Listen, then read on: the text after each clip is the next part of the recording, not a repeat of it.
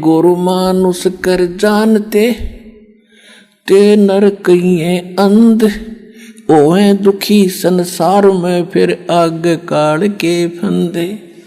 गुरु गोविंद कर जानियो रहियो शब्द समाए, मिले जब दंडवत बंदगी नहीं पल पल ध्यान लगाओ। फिर परमात्मा क्या कहते हैं, कबीर हरि जय रूठ जा, गुरु की शरण में जावे, कहें कबीर गुरु रूठ गए तो हर ना होत सहाय। अपनात्माओं, जिस समय किसी व्यक्ति को आपदाएं घेर लेती हैं, संकट आ जाते हैं,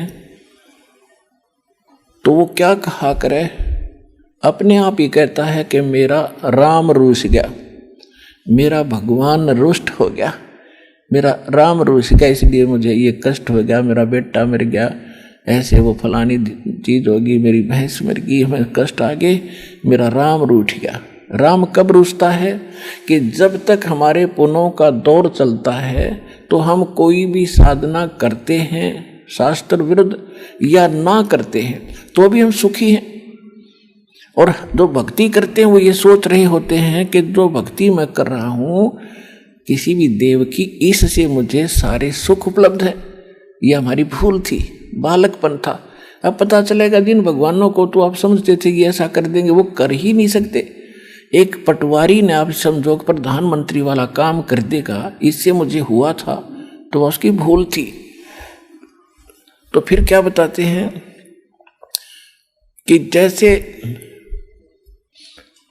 परमात्मा रुष्ट हो गया, आपदा आने लगी, यानी आपके पुण्य खत्म हो गए, और जिन पे फिर आपदा आती है तो उस समय वो आपदा शुरू हो जाए। पहले तो सुख था उनको, जब भक्ति करे थे या ना करे थे, फिर उन पर आपदाएं ने घेरा, तो जो साधना वो कर रहे थे उनसे हटकर चलते हैं, किसी से पूछने के लिए, किसी से पामिष्ट को दिखाते हैं, या कोई जंतर मंत्र वाले के पास जाते हैं, या किसी की तो और झाड़ा झपटे वाले के पास जाते। इसे सिद्ध है कि जो साधना आप कर रहे थे वो सुखदायी नहीं थी, आपका भूल थी, उसके करते करते फिर दुख हो गए। पहले सुख हो रहे थे, वो फल रहा था आपका प्रारब्ध, आपकी किस्मत में लिखा ही आपको मिल रहा था। आप भूल रहे थे कि इस इष्ट से, इस भक्ति से मुझे ये लाभ है।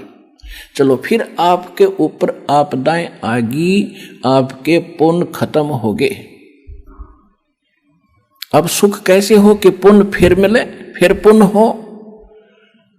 तो परमात्मा कहते हैं कबीर हरि जय रूठ जा, गुरु की शरण में जावे, कहें कबीर गुरु रूठ गए हर ना होत सहाय। गुरु गोविंद दोनों खड़े काके लागू पाए, बलिहारी गुरु अपना जिन गोविंद दियो मिलाए। अब देखना, इस एग्जाम्पल को सुनना।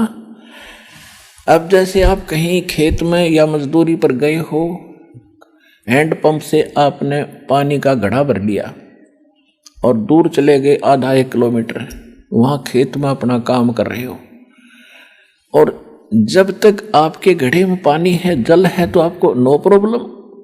और जब उसकी तली दिखने लगी, 2 गिलास पानी रह गए और आधा दिन शेष बचा है, तो आपको आपत्ति आई, प्यास लग गई और वो खत्म हो गया उसमें जल, तो आपत्ति आ गई आपके ऊपर के, जल खत्म हो गया, प्यास सता रही है। तो उसका तरीका क्या है, हैंडपंप पर फिर जाइए और उससे फिर ठोक लाइए, पहले फिर वो सुविधा होगी।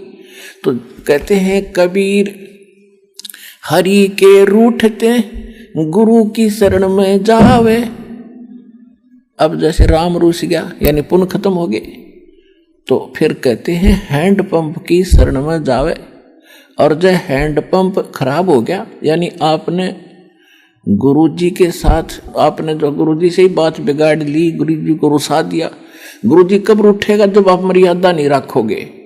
मर्यादा नहीं रखोगे तो गुरुजी रूठ गए, क्योंकि ये सारा खेल मर्यादा के ऊपर चलेगा। अब जैसे गाड़ी बना कर दे दी पिता ने, ले बेटा चला, और बेटा राम पंचर करके उसमें कील गो का खड़ा हो गया, तो पिताजी उस पर खुश होगा पिंतर करके खड़ा मूर्ख, जान के करे अनजाने हो जाए उसका इलाज है। तो जान के करने वाला तो रोज तय कर लेगा। तो इसलिए आपको समझा जाता है कि ये क्रिया नहीं करना, ये करना, तो तब गुरु रूठेगा। और गुरु नहीं रूठा तो आप आइए, यानी हैंडपंप खराब नहीं होता, चाहे 100 मटके भर लो, चाहे ड्राम के ड्राम ठोक लो। तो कहने का भाव ये है, इस क्रिया को समझना।